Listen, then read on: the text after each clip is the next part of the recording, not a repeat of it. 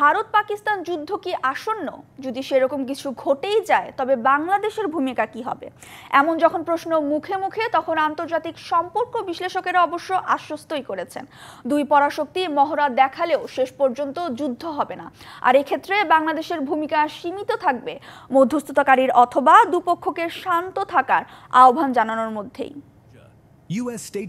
কাশ্মীরের পেহেলগাম হামলার পর ভারত পাকিস্তানের মধ্যে উত্তেজনার পারদ কেবলই ঊর্ধ্বমুখী। যে কোনো সময় যুদ্ধ লাগে লাগে অবস্থা। 9 দিনের মধ্যে দুবার cabinet committee on security meeting করেছেন ভারতের প্রধানমন্ত্রী নরেন্দ্র মোদী। 29 এপ্রিল দেশটির 3 বাহিনীর প্রধানকে পাকিস্তান আক্রমণের ক্লিয়ারেন্স অব ডিসিশনও দিয়ে দেন। বুধবারে এমন সিদ্ধান্তের পর যুদ্ধের আশঙ্কায় তা থামাতে বিশ্ব দরবারের দ্বারস্থ পাকিস্তান। অবশ্য তুরস্ক ছাড়া আর কোনো দেশ পাকিস্তানের পাশে থাকার কথা সরাসরি জানায়নি।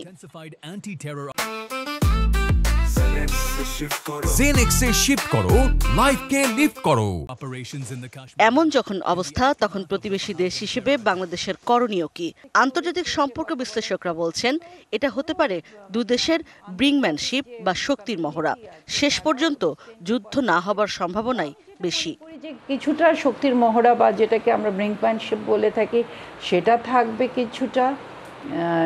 এদিকে ওদিক অ্যাটাক থাকবে বর্ডারে, বাট ফুল আউট একটা এসকেলেশনের জন্য আমার মনে হয় না যে এটা যাবে। It will not put India in a good position.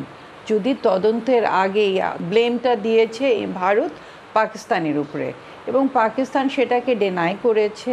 জাতিসংঘ থেকেও রেস্ট্রেন্টের কথা বলা হচ্ছে, আন্তর্জাতিক যে কমিউনিটি আছে তারাও রেস্ট্রেন্টের কথা বলছে। আর বাংলাদেশ ভালো প্রতিবেশী হিসেবে দেশ দুটিকে যুদ্ধে না জড়ানোর আহ্বান জানাতে পারে। এই ধরনের কিছু ঘটলে চিন্তার কারণ তো অবশ্যই আছে, এবং সেই জন্য আমাদেরকে ভালোভাবে পর্যবেক্ষণ করতে হবে কি ঘটছে, খেয়াল রাখতে হবে, ক্লোজ অবজারভেশনে রাখতে হবে যে ঘটনা কোন দিকে যাচ্ছে।